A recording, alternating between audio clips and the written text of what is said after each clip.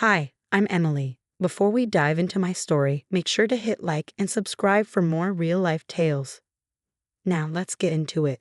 I met Jack at the office 7 years ago. While I grew up in a modest household where we celebrated every small achievement because it meant so much, Jack came from a world of wealth and privilege, where luxury was taken for granted.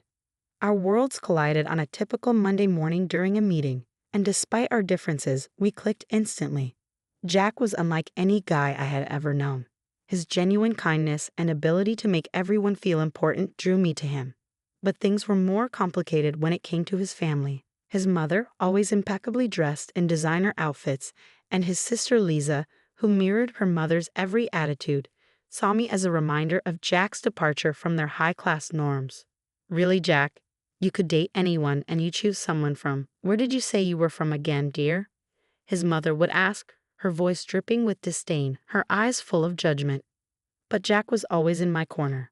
It doesn't matter where she's from, Mom. Emily is amazing, he would defend, squeezing my hand under the table during every family dinner that felt more like a tribunal. Lisa's jealousy was impossible to ignore. Must be nice, snagging a rich guy to solve all your problems, she'd sneer when we were alone, making me question my place in Jack's world. Despite the chilly reception from his family, our relationship flourished. Jack proposed, and I said yes, dreaming of a future where love would eventually soften his family's harsh edges. But as our wedding day approached, their condescension turned into attempts to sabotage our happiness. I just don't see what you see in her, Jack, Lisa would argue, trying to plant seeds of doubt. She's clearly not one of us. But Jack would always reassure me later, away from their prying eyes. Don't listen to them. I love you for who you are, not where you come from.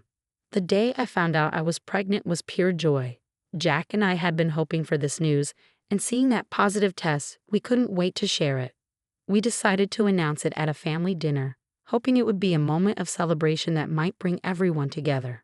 As dishes passed and conversation flowed, Jack squeezed my hand under the table, a silent signal that it was time.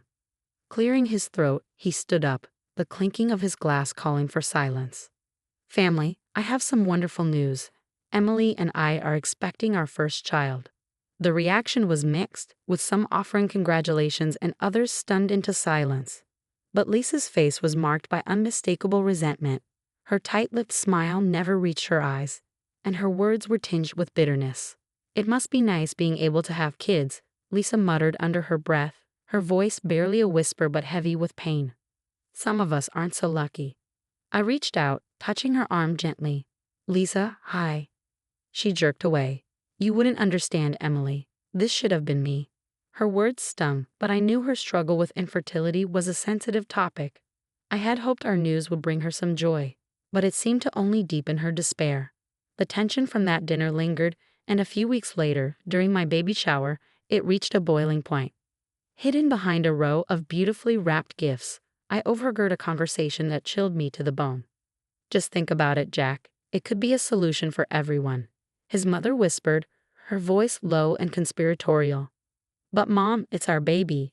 Jack's protest was weak, his tone filled with conflict. Lisa needs this, Jack. It would solve so many problems. You and Emily can always have another child. My heart pounded in my chest as the reality of their words sank in. They were discussing giving my baby to Lisa.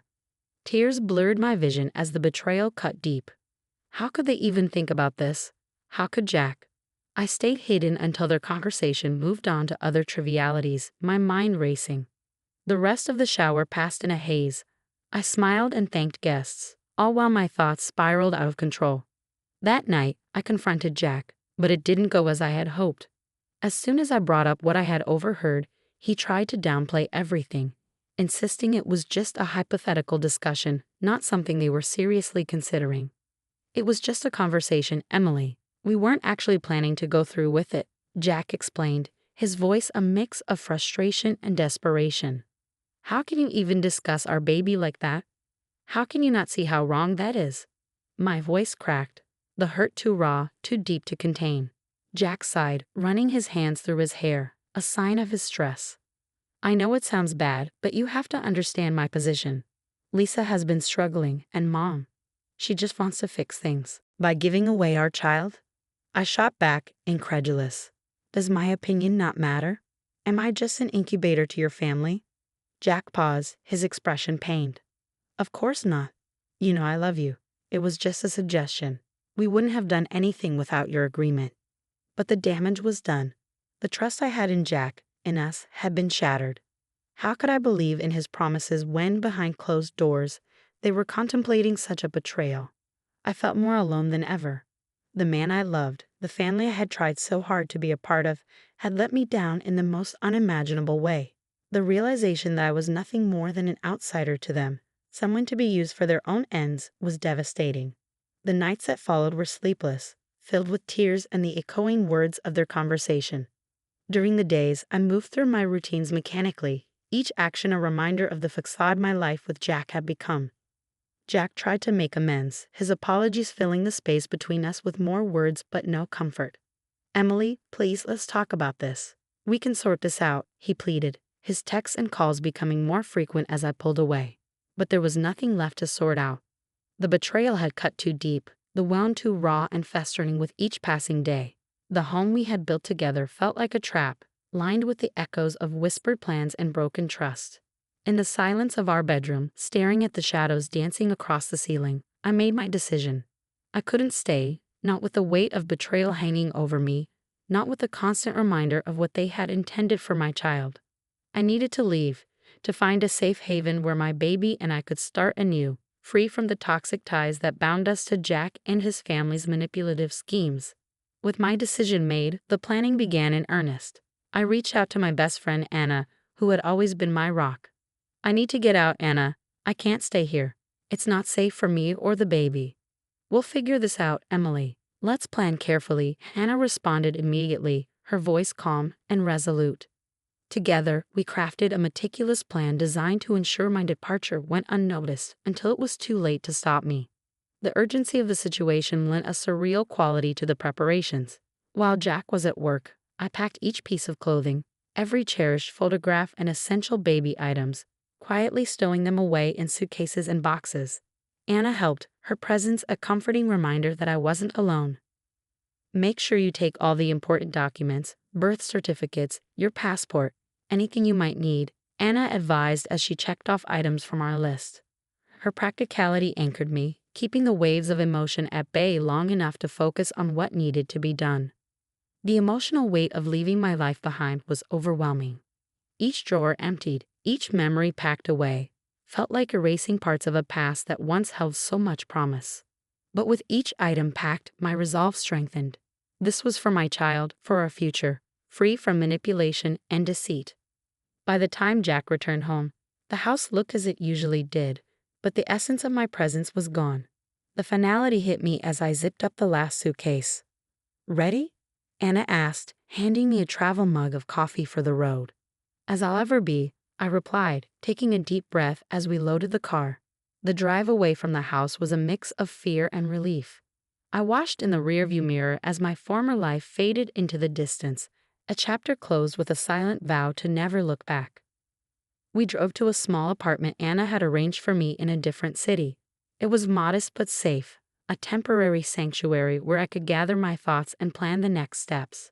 As I settled into my new apartment, the reality of my situation began to sink in. For the first time in years, I was truly on my own, starting over.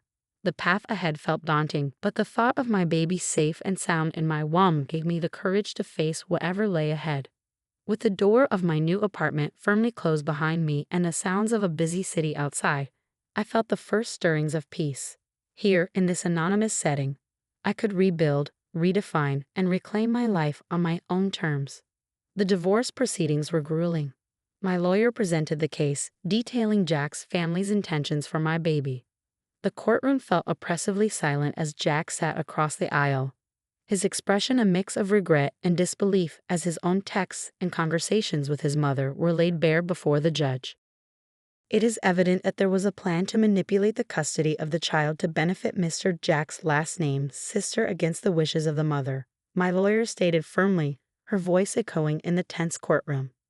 Jack's lawyer attempted to downplay the situation, suggesting misunderstandings and family pressures, but the evidence was irrefutable. When the judge finally ruled, Jack was denied any form of custody, granting me full rights. It was a bittersweet victory, necessary yet heart-wrenching, knowing that it stemmed from such profound betrayal. Following the proceedings, I secured a restraining order against Jack's family. The relief that came with the court's protection was palpable. I was free, legally and emotionally, from the people who had tried to undermine my role as a mother. Now, in a new city, I focused on building a life for my child and me. Anna was instrumental during this time, helping me find a community of supportive friends and connecting me with local groups for single mothers. Her unwavering support was a constant reminder of the goodness in people, a stark contrast to the manipulations I had left behind. I settled into a routine, filling my days with preparations for the baby's arrival. Decorating the nursery became a project that brought me joy and anticipation. I chose soft, neutral colors and comfortable furnishings, creating a sanctuary for my new beginning. The support network I built was invaluable. They offered not just practical help, but emotional sustenance. We shared stories, advice, and many meals, creating bonds that felt more like family than some of my own blood relations had been. As I walked through the local park, pushing a stroller with my sleeping baby, I felt a sense of peace I hadn't known in years. The trees were lush and the path familiar, each step a testament to my resilience. I had made it through the storm, and here I was on the other side, my baby giggling at the sight of fluttering leaves. This new life was hard-earned but profoundly fulfilling. As I looked down at my child, I knew that every decision, every difficult step taken, was worth it. Here, in this quiet, simple life, I found my closure and my joy. I had not only survived, but I had also thrived, proving to myself that no matter the challenge, I could build a future of hope and love for my child, free from the shadows of the past.